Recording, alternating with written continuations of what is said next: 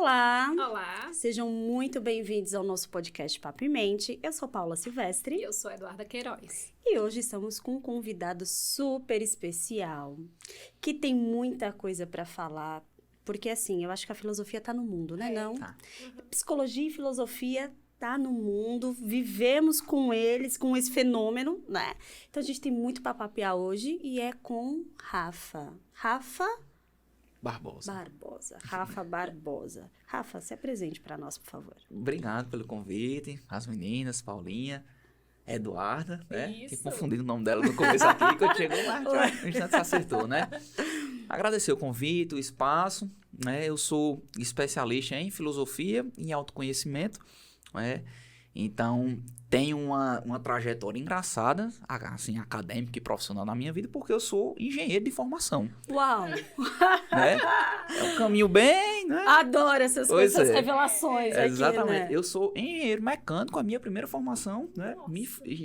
Saí da escola, fiz engenharia mecânica, fiz um mestrado em engenharia mecânica, né? Outras especializações em engenharia mecânica. E aí, a vida vai trazendo esses movimentos, entrei na filosofia, né? Tudo a ver, o cara Tudo a ver. totalmente do cálculo, Pois é. da matemática. Exatamente. Mas é bem engraçado, né? Eu durante essa carreira, né? Essa experimentação profissional dentro da engenharia, eu fui tendo uma ascensão muito rápida na carreira, novo, né? De idade, mas oportunidade de emprego, de tudo isso, né? De especialização, de apresentar trabalho fora do Brasil, enfim, crescendo. Comecei a dar palestras, comecei a ministrar treinamentos, né? Cursos na área de desenvolvimento pessoal.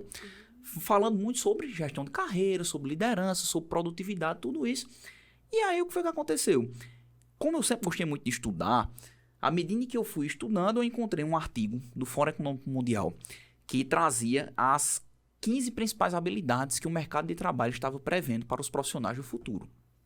Quando eu encontrei esse artigo, tinha lá liderança, criatividade, inovação, várias dessas características, né, dessas habilidades. Mas uma me chamou a atenção, que era pensamento crítico. Era a habilidade que estava em maior ascensão de todas, ou seja, que o mercado mais estava buscando, era o pensamento crítico, e eu disse, não, eu quero estudar isso. Quando eu comecei a estudar pensamento crítico, eu não encontrei outra disciplina, outra casa, outro habitat natural melhor do que a filosofia. Então, foi uma coisa que foi puxando a outra e a filosofia acabou surgindo de maneira bem, assim, natural, de maneira bem despretensiosa na minha vida.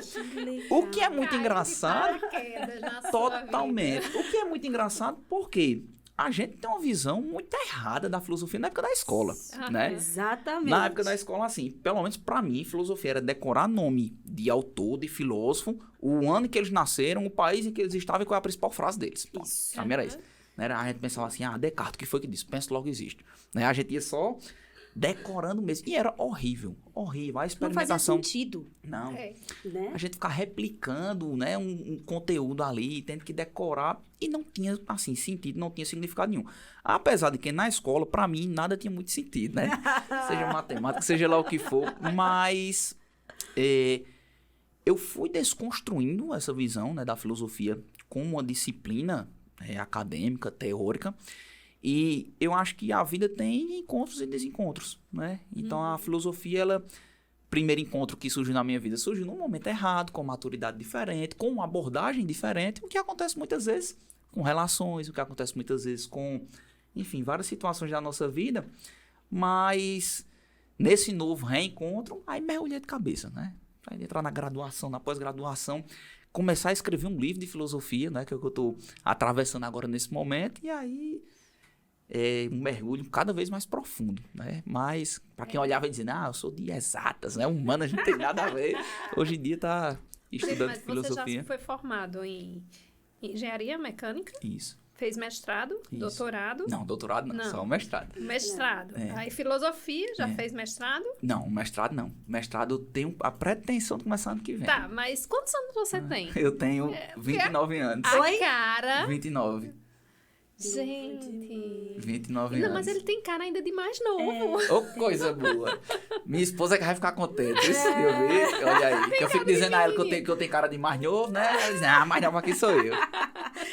Que legal. Legal, gente. Currículo bacana. Pois é. Olha aí, eu posso fazer. A esperança pra mim ainda nas Em quê, em exatas, mulher? não, né? Não. Mas não. Não. Olha não, sua idade. não é nem pela idade, é pelo raciocínio Mas mesmo, junta amiga. tudo, entendeu? Não, mas tem, eu acho que tem, viu? Ah, eu acho que eu tem sou jeito. péssima, exato. Você não tá entendendo. Eu sou assim, Mas aquela a gente sempre traz, né? Eu acho que tudo na vida é experimentação, É. né? Na escola eu dizia que eu era péssimo em tudo. Em tudo, né? Eu era aquele aluno assim, que fazia valer a mensalidade, né? Ia pra final em todas as matérias E ele possíveis. passava assim, arrastando Pois na é. recuperação. Pra vocês terem noção, né? Eu, assim, até o segundo ano do ensino médio, eu ia pra final em todas as matérias possíveis. Não tinha isso, era bom, não. Aí quando chegou no terceiro ano, eu disse, eu vou estudar. Opa! Eu disse, eu nunca estudei minha vida inteira, não é? O terceiro ano, vai ter vestibular, eu disse, eu vou estudar. Aí estudei de fato, né? Realmente estudei muito, passei no vestibular. Só pra vocês terem noção, minha avó, eu morava num prédio, que o prédio tinha muitas senhorinhas, né? Várias senhoras idosas, amigas da minha avó. Quando eu passei no vestibular, a minha avó saiu do último andar até o primeiro, batendo na porta de todos elas, dizendo, meu neto passou no vestibular. Ela ficou tão espantada que ela passou. Aí o povo dizia, mas dona Socorro, seu neto estuda muito, né? Ela disse, não, meu filho, meu neto reza. Né? Porque por estudo não foi não, mas é muito disso, né? Na faculdade, criei o gosto pelas exatas, pela matemática, pela física, pelo cálculo. Então, no treino, ali na luta, né? Consegui me formar, aí ainda fiz o mestrado, né? Quando terminou tudo isso, fui estudar filosofia. Né? Quando eu olhava assim, dizia, mas não, humanas não, tem que ler muito, né? Tem que interpretar demais. Não quero não. Mas eu acho que é gosto, né? É a experimentação que a gente tem. Acho que é por aí, né? Faça a pergunta pra ele, faça. Qual? Faça a pergunta do nosso tema de hoje. E aí? Por que somos sempre insatisfeitos? Essa pergunta... A gente quase começou nela, não Quase, foi? quase. Começou, mas assim, eu acho que é uma pergunta que é difícil da gente dar uma resposta definitiva. Eu acho que, inclusive, se é que a gente vai dar alguma resposta aqui hoje, eu acho que a gente poderia construí-la e não defini-la. Porque eu acho que é assim que a gente conversa, né? Talvez a gente dê uma resposta provisória, apesar de que acho que grande maioria das respostas que a gente dá na nossa vida são provisórias, né?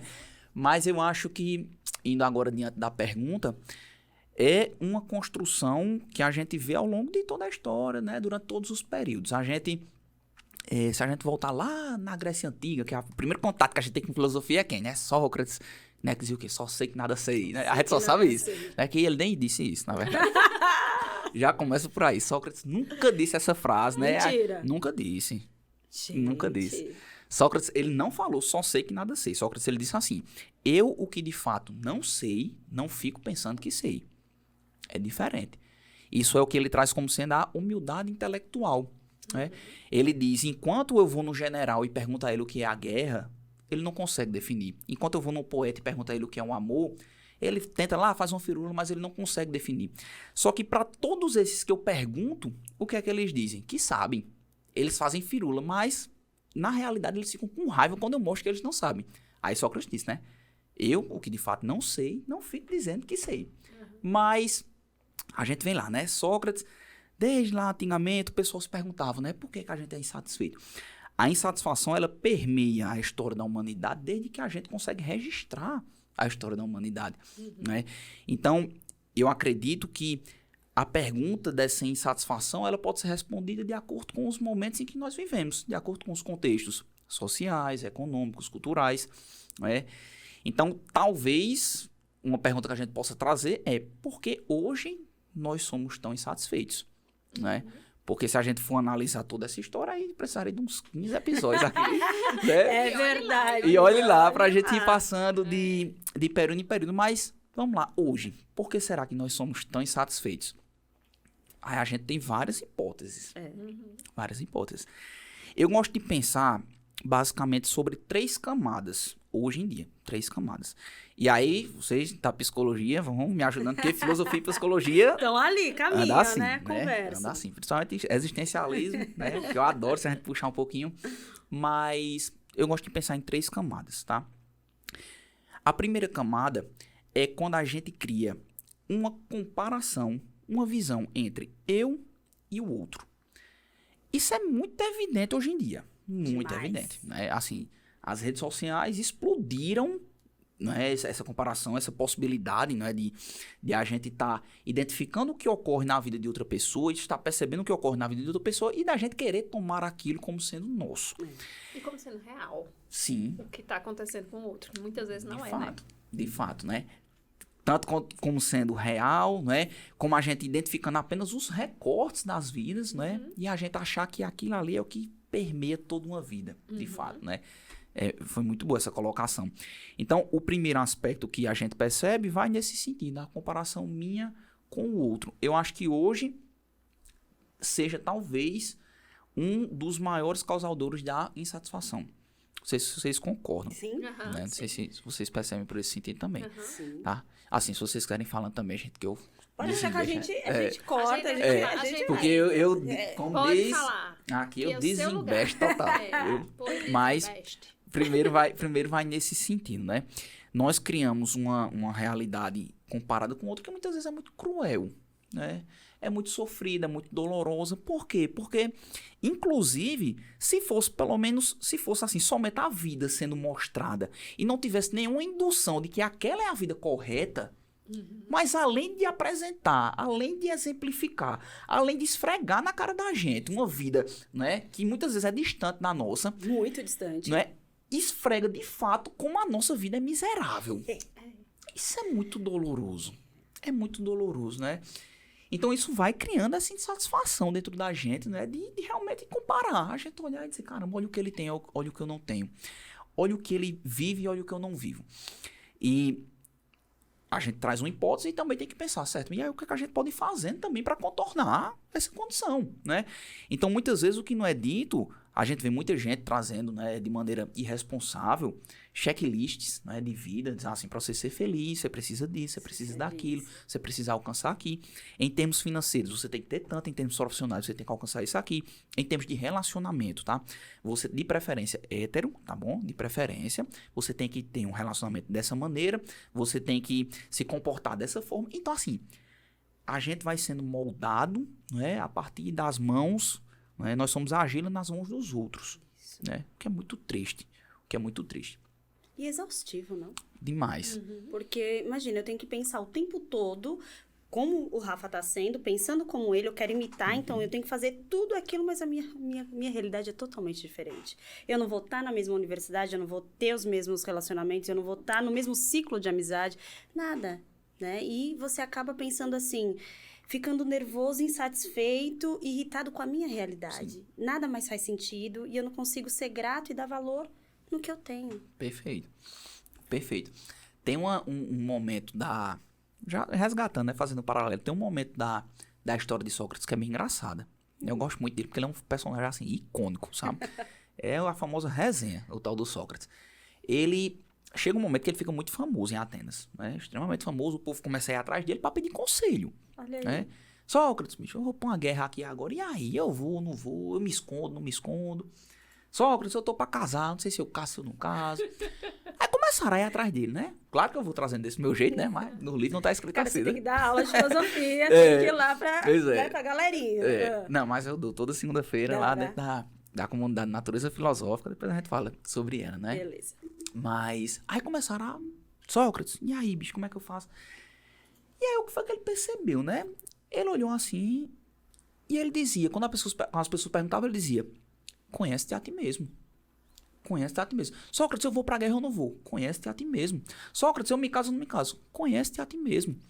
Essa frase é uma inscrição que está lá no oráculo de Delfos, né? Aquele templo bem antigo que tem na Grécia, que o povo ia exatamente para pedir opinião. Então, primeira constatação.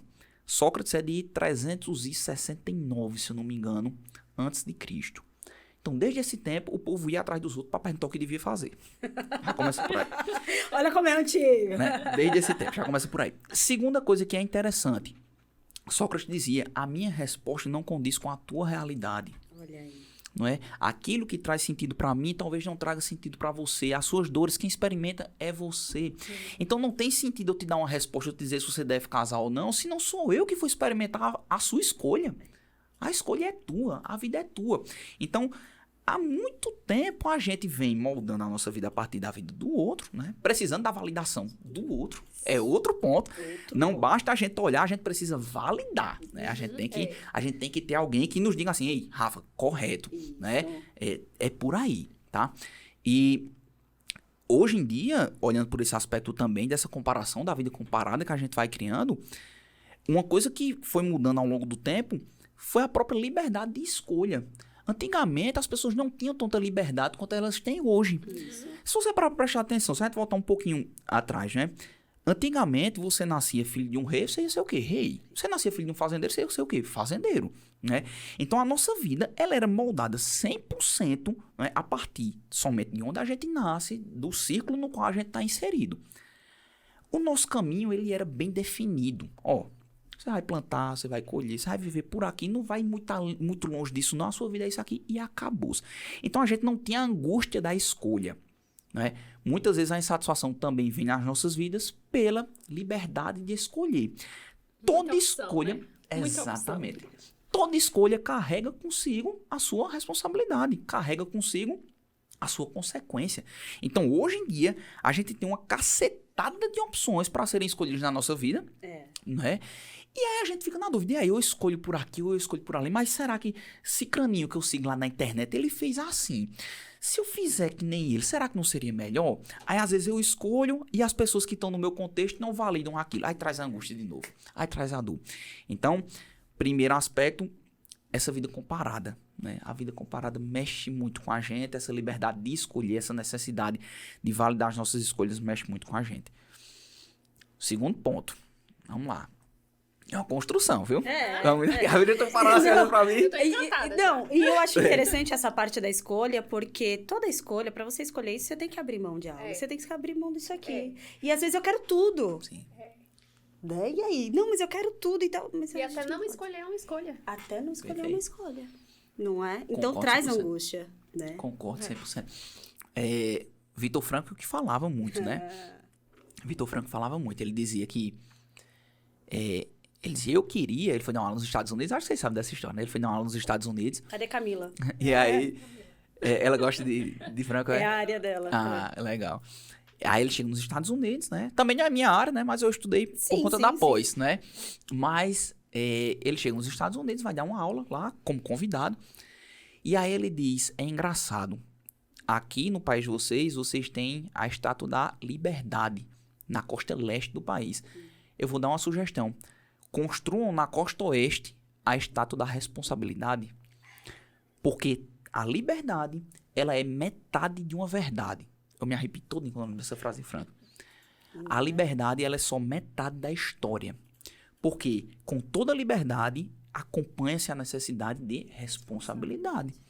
Então, a gente clama muito por liberdade. A gente pede demais. Eu tenho que ter a liberdade de escolher, eu tenho que ter a liberdade de decidir, eu tenho que ter a liberdade de tomar a minha vida nas próprias mãos. Veja como é contraditório o que a gente experimenta hoje. A gente vê todo mundo clamando por essa necessidade de liberdade, mas ninguém quer enfrentar a responsabilidade das suas escolhas.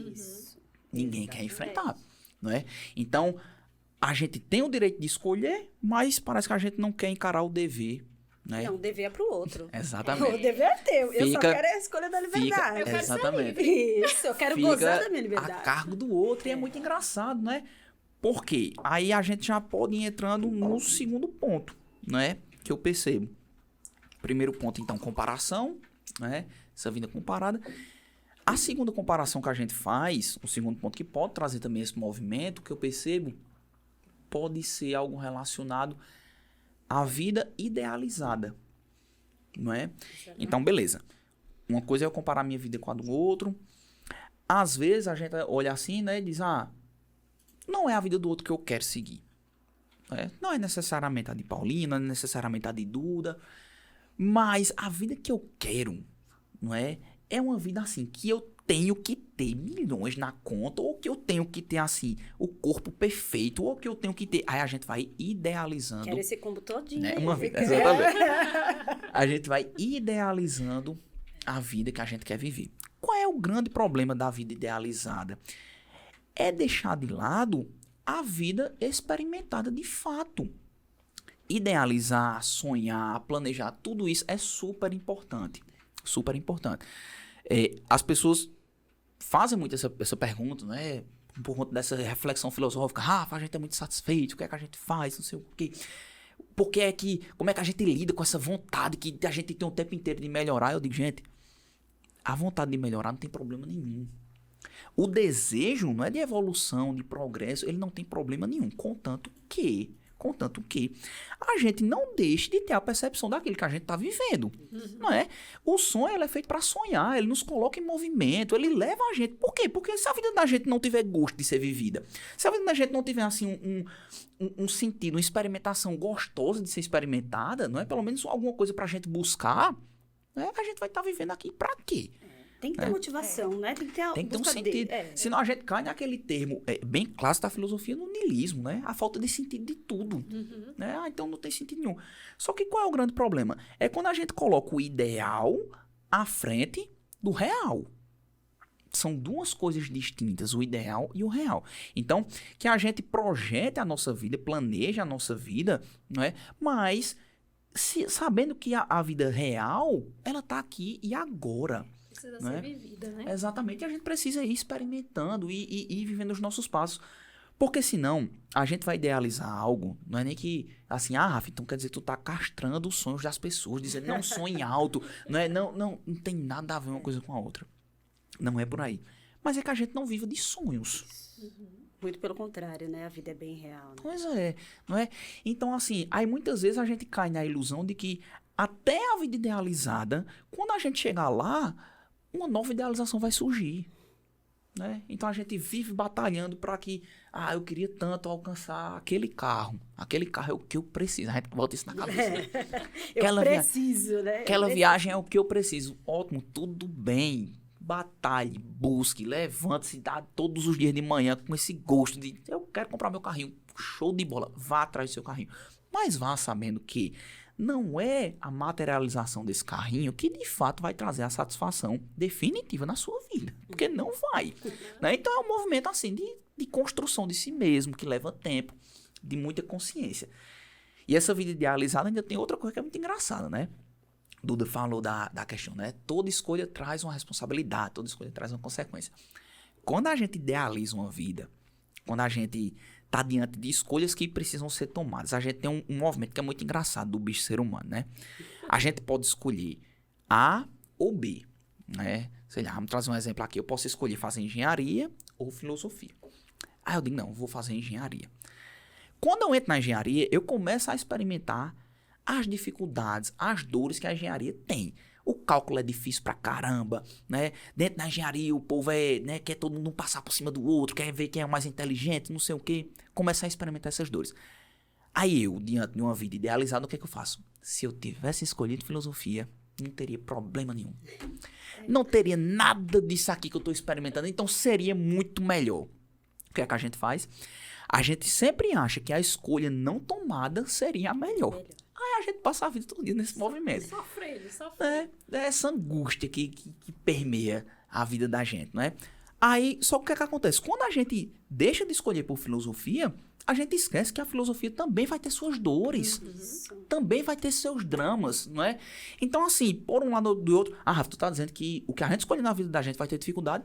Sim. Tô. Sendo bem sincero, bem objetivo. Tô. Você quer ouvir realmente a resposta? Né? Vai, porque né, a vida da gente, ela é feita desse movimento. O que a gente precisa entender é isso. É um movimento, não é?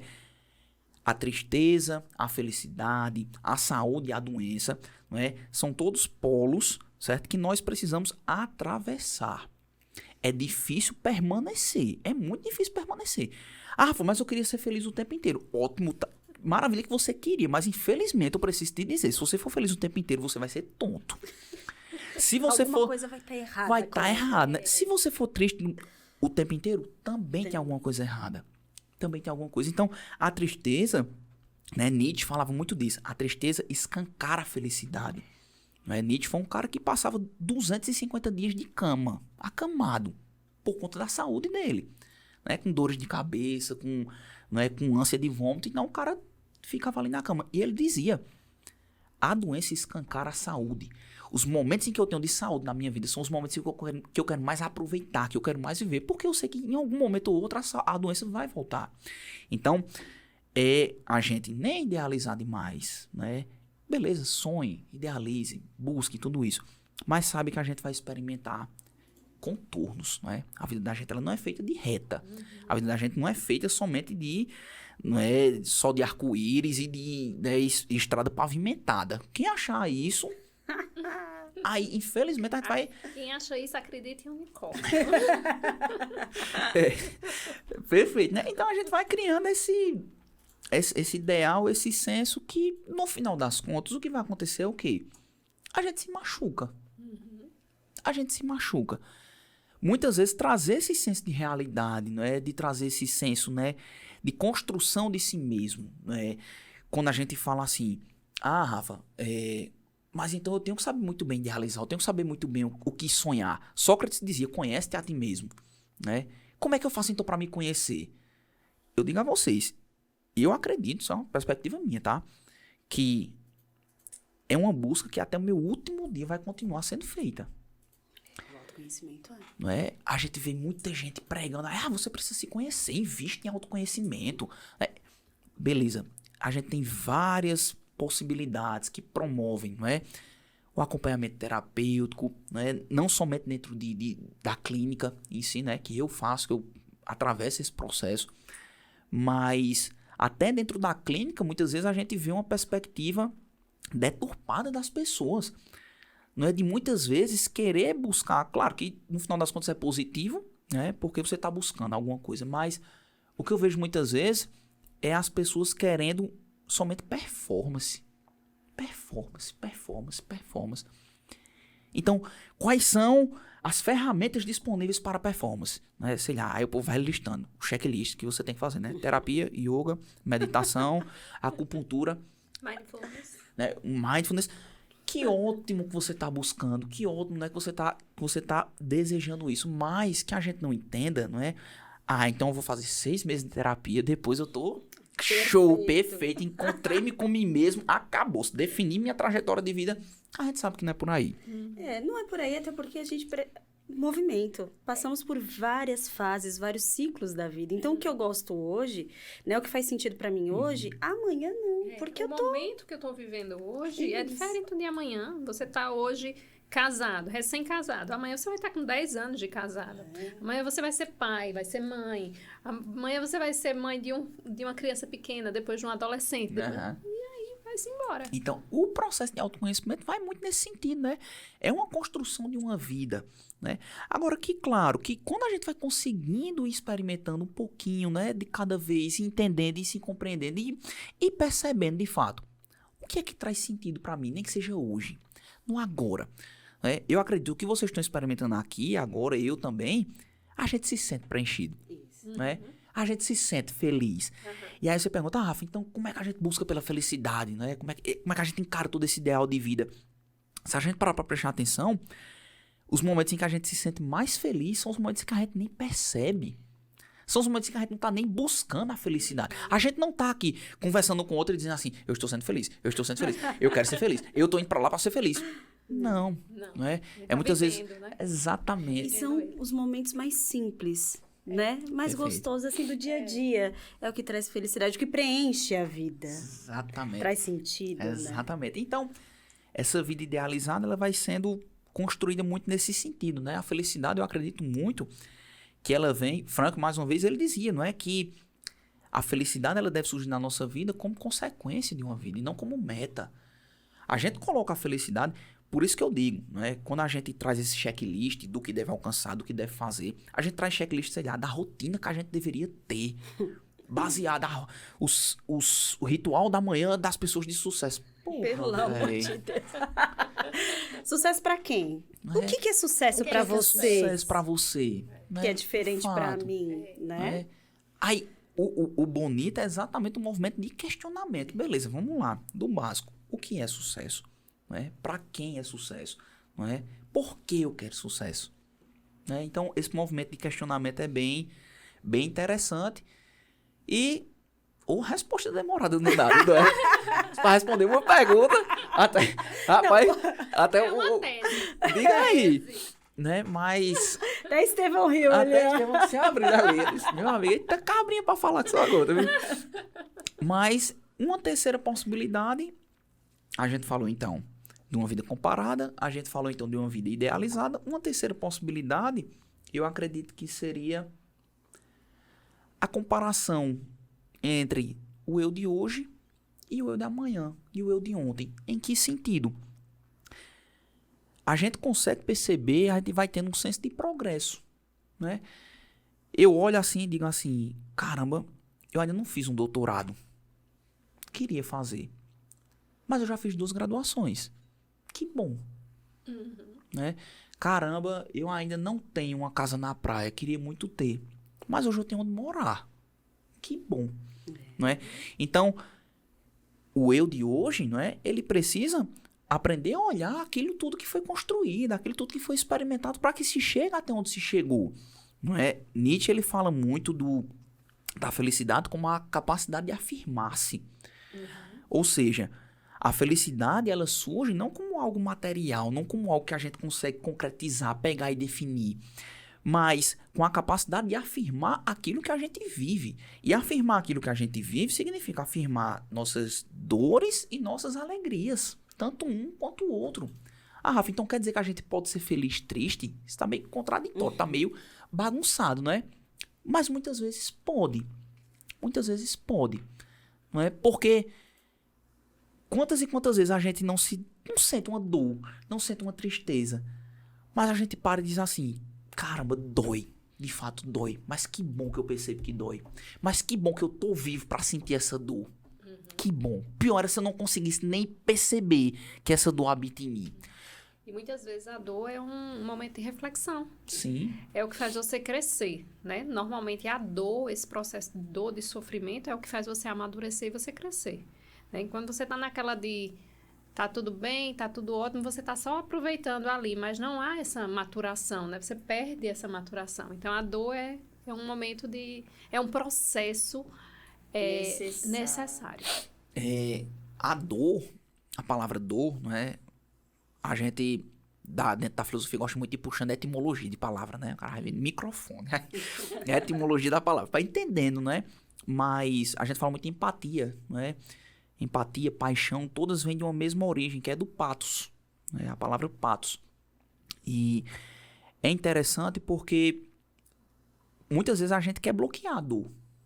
A gente quer não sentir a dor. Só que a gente esquece que quando a gente cria essa camada em si mesmo, seja diante da dor, seja lá diante do que for, a gente não se permite ser tocado por mais nada. Né? O pathos, ele vem não somente do sofrer, como é que eu posso dizer, de um sofrer emocional. O pathos, ele vem do sofrer no sentido de ser tocado. Não é? Então, a empatia é o que? A capacidade, né, da gente ser tocado pelo outro. Não é? Ou seja, da gente identificar o que ocorre no outro e da gente ser tocado por aquilo.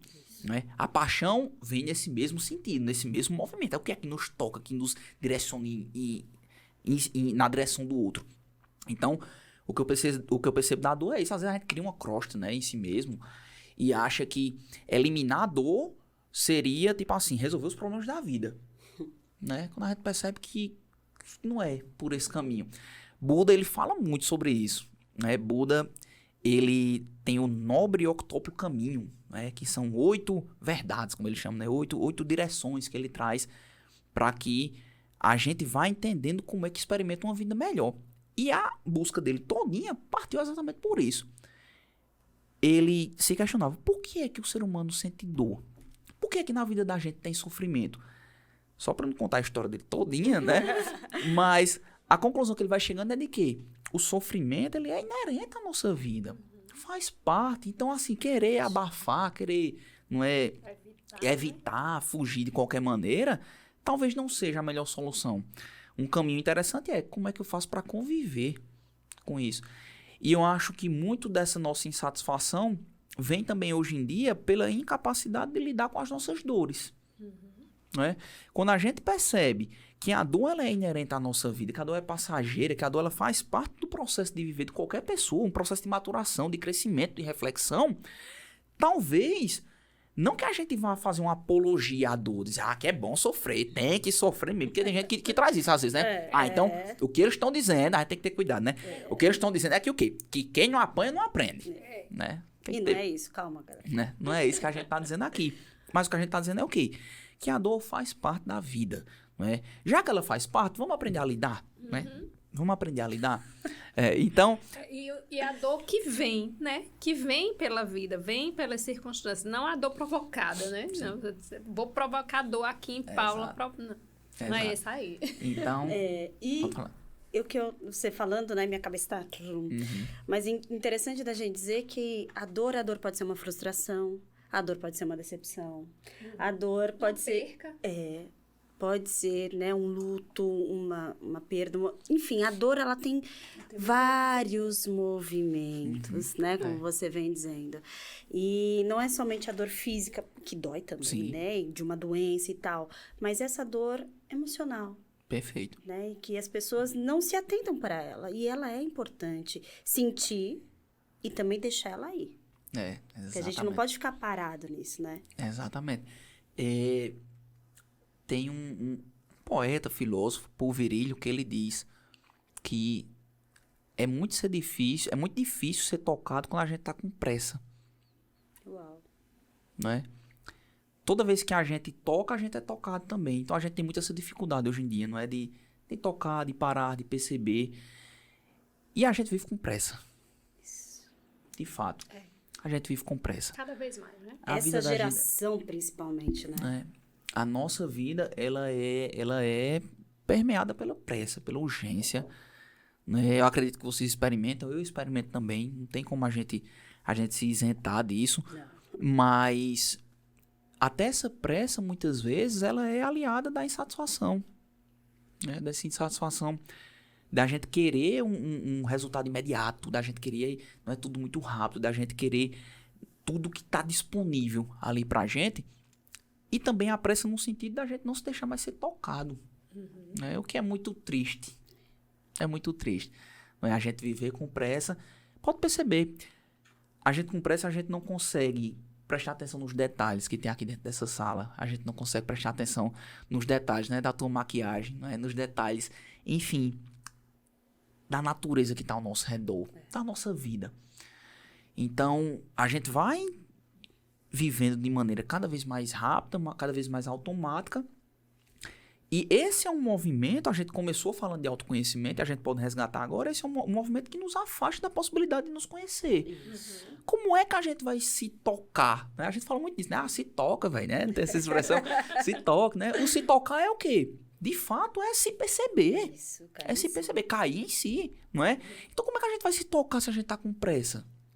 Né? Então, vai muito por esse caminho, eu acredito. Acho que é por aí, isso. Legal. Não, eu tô aqui, né? Dá pra falar disso. Eu tava pensando na questão daquela analogia do copo com água, né? Na metade com água, né? Então, tem gente que tá só olhando para o que tá faltando. E eu tava aqui refletindo no que você tava falando e eu percebi o seguinte: todos nós, sem exceção, somos copos preenchidos ao meio. Não tem ninguém com copo vazio, ninguém com copo cheio. Então, o que está faltando para mim pode estar a metade do outro e a gente está olhando ali, mas está faltando alguma coisa para o outro. Então, precisamos olhar para nós mesmos e agradecer pelo meio copo que temos cheio, né? Porque esse meio copo cheio todos nós temos e agradecer por ele. Perfeito. É verdade? Muito bom. Muito bom. É bem nesse sentido... eu lembrando aqui, quando tu começou a falar do copo meio cheio, na mesma hora, veio o Frank mais uma vez. Ele tem uma analogia que é muito legal, inclusive, que é uma analogia que começa meio triste, né? Porque ele traz a sua experiência de campo de concentração, né, das câmeras de gás. E o que é que ele diz? Ele diz que o sofrimento na vida de uma pessoa é como se fosse um gás que nos preenche. O que é que ele quer dizer com isso? Que um gás, no menor volume que for, na menor fração que for, ele toma conta de todo um ambiente. Ele se expande, ele preenche todo um ambiente. Então, o que é que ele diz com isso? Muitas vezes a tua dor parece pequena para mim, mas aquele pequeno sofrimento te preenche por completo. Né? Aí, às vezes, a gente olha e diz, caramba, mas isso que Duda tá passando, pelo amor de Deus, que besteira, que bobagem. Né? Eu faria totalmente diferente. Se fosse comigo, eu já tinha feito assim, eu já tinha dito daquela pessoa desse jeito assim, eu já tinha comprado não sei o quê. Aí a gente encontra a solução pra tudo. Aí quando é com a gente, né? A solução. Não, o meu sofrimento é maior. Então, né? A minha dor é maior. Exatamente. Então, ele traz essa perspectiva de que independentemente da situação, do momento de vida que a gente esteja, sempre vai ter alguma coisinha ali que nos insatisfaz. E essa coisinha, por incrível que pareça, nos preenche por completo. Vai muito nesse sentido, né? Aí entra lá na questão, agora puxando para a filosofia, na questão do pêndulo de Schopenhauer, né? Que é bem famoso, que é bem ilustrativo, né? Que Schopenhauer, minha gente, é um filósofo pessimista até umas horas. A pessoa vai ler um livro dele, dá vontade de se trancar dentro de um quarto e não sair nunca mais. Né? Então, tem que ter cuidado com as pessoas que estão acompanhando. Eita, que massa, vou ler Schopenhauer. Não. Cuidado. Depende. Se você já tem uma veia ali. Não. Cuidado no momento da sua vida, né? Que você vai ler. Tenha cuidado. Mas ele é conhecido como o filósofo do pessimismo mesmo, né? Do niilismo, né? O cara que traz a falta de sentido pra tudo. Não tem nada, não tem sentido aqui. Mas tem algumas lições que a gente pode tirar, né? Até com esse pessimismo exacerbado dele. Qual é o pêndulo que ele fala, né? Que a vida da gente é como se ela oscilasse em um pêndulo. De que, de um lado, a gente tem a angústia de não possuir aquilo que a gente deseja. Né? Ou seja, a gente sempre está desejando aquilo e a gente não chega, não é? E do outro lado, o tédio de possuir aquilo que já se tem. Olha aí. Então, a vida da gente, ela fica sempre oscilando nesses dois pontos. Qual é o grande problema? Entender tudo isso é legal, é importante, né? Mas qual é o grande problema? O grande problema é que hoje em dia, principalmente, muitas vezes, a gente não quer, como a gente vem conversando, a gente não quer um movimento. A gente fica ou num polo ou no outro do pêndulo. Então a gente parece que está ou o tempo inteiro angustiado, ou a gente está o tempo inteiro, como é que eu posso dizer, entediado. Não é? Esse tédio muitas vezes vem, hoje em dia, muito exacerbado em redes sociais, né? Tédio, quando eu digo, pessoal, não é o tédio assim, meu Deus, não sei o quê. Né? O tédio que eu digo é o quê? É essa insatisfação com aquilo que se tem. Isso. Né? A gente tá, sei lá, almoçando, fazendo uma dieta, e quando a gente olha, né, tem um amigo da gente que tá num restaurante maravilhoso, né? E quando a gente vê, diz, caramba, velho, esse cabo tem esse corpo desse jeito, não sei o que, eu aqui me matando pra comer uma salada, né? Aí bate essa angústia. Então, a possibilidade de comparação hoje é muito rápida, né? Gera muito isso na gente. Só que qual é a grande sacada da gente entender essa ilustração? Velho, um pêndulo, ele balança, né? E aí eu me pergunto, tudo bem, vai bater angústia e vai bater o tédio, e o que é que a gente faz entre isso? E o que é que a gente tem feito entre esses dois movimentos? O que é que a gente tem feito? Eu comecei a escrita no meu primeiro livro. E é bem desafiador, né? Tem dia que a gente senta ali e parece que a gente vira uma pessoa só, com um teclado, né? O dedo da gente se mistura com o computador e a gente se vê naquelas palavras. No outro dia a gente olha e diz, meu Deus do céu, eu não sirvo pra nada. Totalmente bloqueado. Pra que eu inventei de fazer isso? Tá tudo horrível, eu vou apagar todos esses arquivos. Se fosse uma folha, eu rasgava tudo. Não é? E aí, o que eu percebo é que quando a gente vai escrevendo o livro, aí você vai vendo o que é que compõe um livro, né? Um livro muitas vezes, não todos, mas muitas vezes tem o prólogo, aquele que vem antes, né? Antes da gente iniciar a obra de fato, a gente dá uma introduzida, né? Às vezes tem um prefácio, né? Uma pessoa que é convidada. O que é que o prólogo faz? Ele tem um papel de introduzir, não é? De prever, de anunciar aquilo que está por vir. Beleza. O que é que vem depois do livro? Eu mudei tudo, né? O prólogo não, é o prefácio, tá? Só pra deixar claro aqui. Começa pelo prólogo.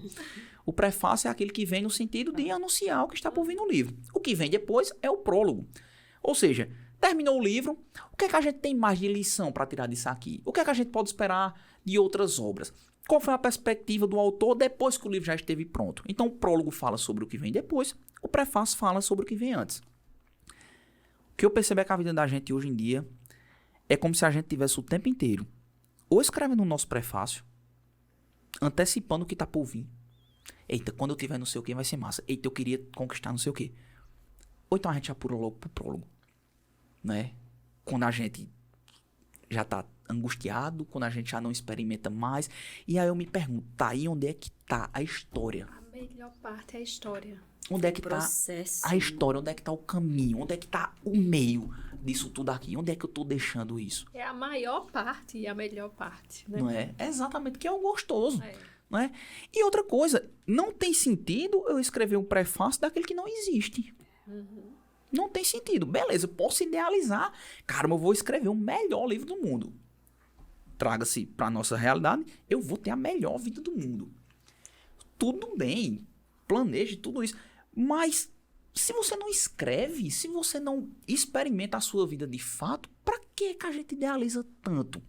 Se a gente não consegue se dar conta daquilo que está sendo vivido agora. Então, a gente fica muito nesse processo, né? De antecipar, de prever, e de quando chegar lá na frente, já não saber mais o que foi vivido aqui atrás. Então, acho que, por esse sentido, é uma luta, viu? É uma luta. É uma luta. Diária. Mais gostosa de ser lutada. Ia dizer isso agora. É uma luta dura, diária, mas que vale a pena. Que vale a pena. Né? Que vale a muito. pena ser vivida. Eu acredito muito nisso. Quando ela começou a falar do copo, né, e tal, pra mim veio, você vê o copo meio cheio ou meio vazio?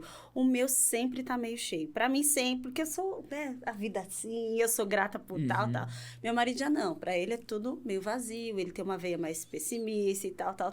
Somos casados, vivemos, e olha só que adrenalina, né? O copo é O copo tá completo dos dois. Exatamente. Juntar o vazio de um lado, completou do outro, fechou. Né? Mas e pra gente entender que todo mundo tem um ponto de vista, nós somos subjetivos, cada um é de uma forma diferente. E a nossa vida é assim, cada um vai ter a sua história. Não adianta eu ficar me comparando com a tua, ou com a tua e tal. Não, podemos ter gostos, afinidades, não é? Tanto é que a gente segue fulano e tal, porque a gente tem afinidade, tem coisa que é interessante e tal. Agora, ser igual, não. Nunca. Tu falou agora desse ponto, né? Podemos ter gostos, não sei o quê, opiniões. Tem uma historinha que eu já até botei, já postei no Instagram, tudo, já gosto muito de falar, de um diálogo que eu tive com uma amiga minha uma vez, que a gente tava conversando, e aí ela dizendo que achava muito legal, hoje em dia a gente tem uma pluralidade de opiniões muito massa, né? Todo mundo pensa diferente e tal, isso é muito legal, isso é muito bom. E ela foi falando, eu calado, balançando a cabeça, eu disse, eu discordo. Eita. Como assim? Eu discordo de você, eu não acho que tenha tanta opinião diferente não, hoje em dia. Tá louco, tem opinião diferente demais, sobre gênero, sobre religião, sobre tantos assuntos mais diversos. Eu digo, eu acho que todo mundo pensa igual, pronto. Me doidou. Tá doido? Como é que tu abre a boca, Rafa? Um cara que estuda tanto, que pesquisa tanto, como é que você abre a boca pra dizer uma brutalidade dessa? Não tem condições. Vai acabar a conversa aqui, não tem condições de a gente conversar desse jeito. Eu dizia, todo mundo pensa igual. E ela pegando no ar, né? Como se diz, pegando no ar. Diz, não tem condições de conversar, não. Assim é impossível conversar. Eu disse, pronto. Você acabou de dar um dos indícios do que eu tô dizendo. De que todo mundo pensa igual, né? A não aceitação do argumento do outro. Já começa por aí. Quando eu digo que todo mundo pensa igual, claro, né, é uma hipérbole, é um exagero, né, é uma caricatura de uma expressão. O que eu quero dizer é o seguinte, nós temos, e aí entra no que você falou, de gosto, né, de opinião, nós temos opiniões diferentes, mas o caminho pelo qual nós construímos essas opiniões hoje em dia é muito parecido. Pode prestar atenção, muitas vezes nós somos irredutíveis, e isso eu me incluo. Nós somos irredutíveis, nós não escutamos o lado do outro, nós não furamos a bolha do que a gente só gosta de estudar, de aprender, de ler, de pesquisar. A gente não se dá o trabalho de olhar aquilo que vai de encontro ao que a gente defende. Isso. O que é que eu percebo? Hoje em dia, a gente formula opiniões finais diferentes. Claro, concordo 100% nisso. Mas esse processo até que uma opinião seja formulada é muito parecido. É como se a gente seguisse uma mesma receita para fazer pratos diferentes. No final das contas. Então, o que é que nos tem faltado? essa abertura para o diálogo, para a escuta, não é? Essa abertura para entender a perspectiva do outro, não é? Para entender que aquilo que me cabe, aquilo que traz sentido para mim, aquilo que está dentro do meu contexto, da minha realidade, de fato não condiz com o outro. Não condiz com o outro, não é? Em uma das aulas lá da comunidade, eu conversando com o pessoal, e teve uma conclusão muito bonita que a gente chegou, não é? De que quando empatia é se colocar no lugar do outro, não é? Quando a gente se coloca no lugar do outro, a gente tem a possibilidade de enxergar o mundo a partir da perspectiva do outro, não é? Se a gente enxerga a perspectiva se a gente enxerga o mundo a partir da perspectiva do outro, a gente ganha um novo par de olhos. Se a gente fosse mais empático, vocês já imaginaram quantos par de olhos a gente não poderia ter?